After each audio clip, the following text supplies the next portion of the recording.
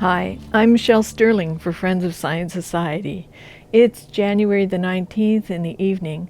The last time I looked, actually wind in Alberta is running at about 1500 megawatts, which is fantastic, but of course you can see there's no wind here. And coal is running flat out, trying to keep the province warm. So this morning I did a stand-up when the air was completely still here and there was virtually no wind across Alberta. And even tonight, even though there's 1500 megawatts of wind, we're needing about 11,000 megawatts of power.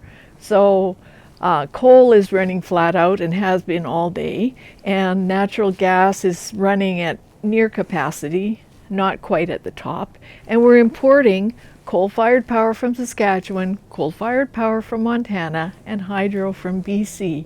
Thank heavens we have good neighbors.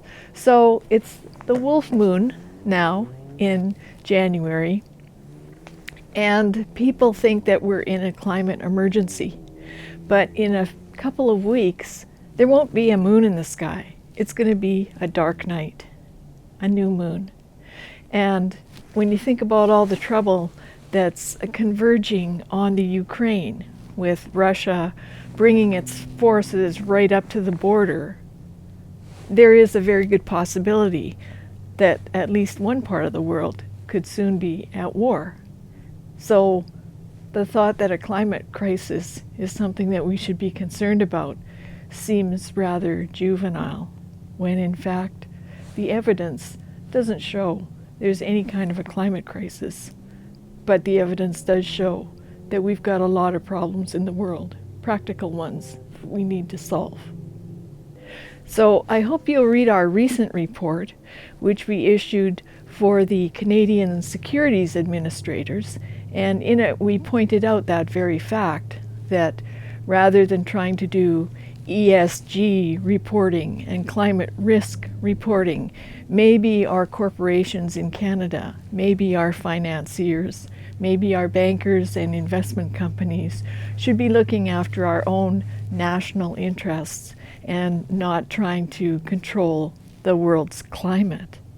And if you look at the situation in Russia and Ukraine right now, it's critical because Russia actually supplies almost all the oil and gas to Europe, especially to Germany.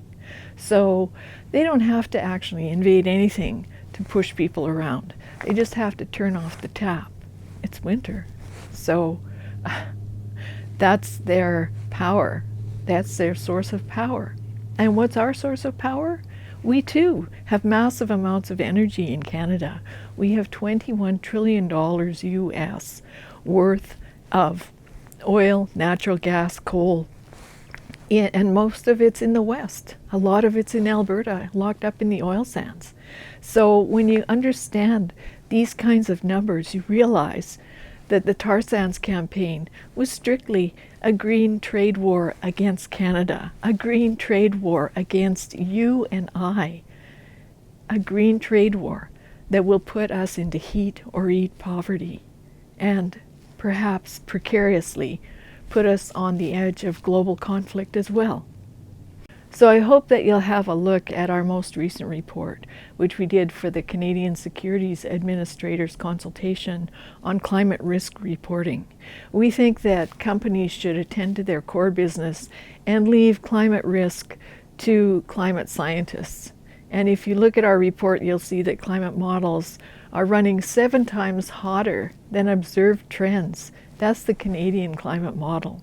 So no one would operate a business with that kind of error margin, and no one should set energy and climate policies based on such crazy models. But with regard to global geopolitics, we may be out of time. For Friends of Science Society, I'm Michelle Sterling.